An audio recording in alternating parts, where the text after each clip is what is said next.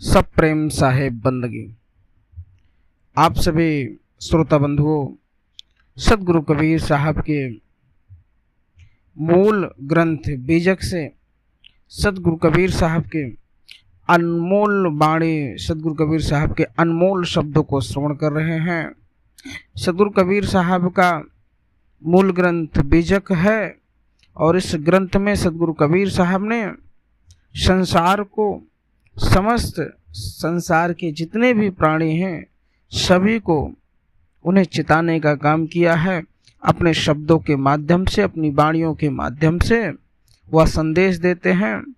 सदगुरु कबीर साहब का बड़ा ही सुंदर शब्द है। शब्द नंबर 29 में सदगुरु कबीर साहब कहते हैं, भाई रे नयन रसिक जो जागे, पार ब्रह्म अवगति अविनाशी, कैसे हो के मन लागे, अमली लोग खुमारी तृष्णा, कतहूँ संतोष न पावें, काम क्रोध दोनों मत वाले, माया भरी भरी आवें, ब्रह्मा कुलाल चढ़ाइन भाठी, लय इंद्रिय रस चाहें, सगहि पहुँच हो ज्ञान पुकारे, चतरा होए सो पावे,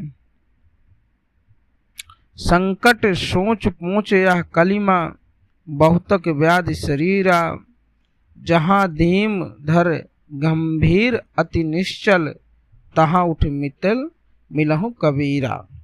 सदगुरु कबीर साहब जी कहते हैं कि हे भाई, जो रसिक नयन है अर्थात जो नेत्र दूसरों के रूपों को देखकर मुग्ध हो जाते हैं, अगर वह मोह से जाग जाए अर्थात मोह को त्याग दें, अविगत अविनाशी प्राम ब्रह्म जो पर ब्रह्म है उसको प्राप्त कर लेंगे।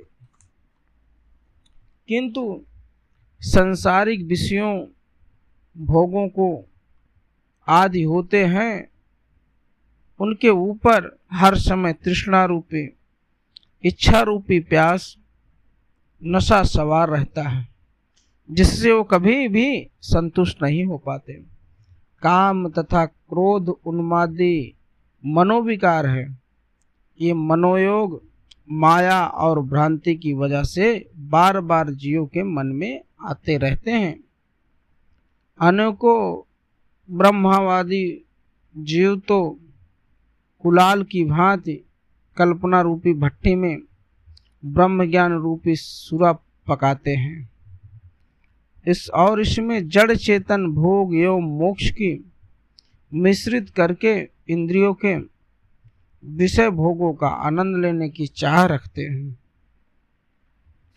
उनके हृदय में विषयों के प्राप्ति आसक्ति रूपी कीचड़ भरा रहता है, किंतु फिर भी अपने मुख से ब्रह्म ज्ञान की डींगे हाँकते हैं और अपने आप को भोग मोक्ष को एक साथ पाने वाले चालाक जीव मानते हैं।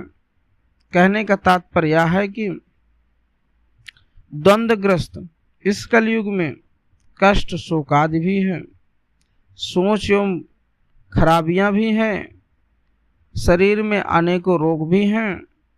अतः साधकों को जहाँ पर धैर्यवान गंभीर अत्यंत शांत सद्गुरु के महात्मा हो और वहाँ पर जाओ और उनसे मिलो, तभी कष्ट आदि से रहित पाओगे और तभी तुम्हारा कल्याण भी संभव है। वरना तुम यूं ही तत्व ज्ञान के अभाव में जीवन प्रत्न भटकते रहोगे, जीवन भर भटकते रहोगे। तुम्हें तत्व ज्ञान और सत्य का बोध नहीं होगा। ऐसे ही भटक भटक कर मर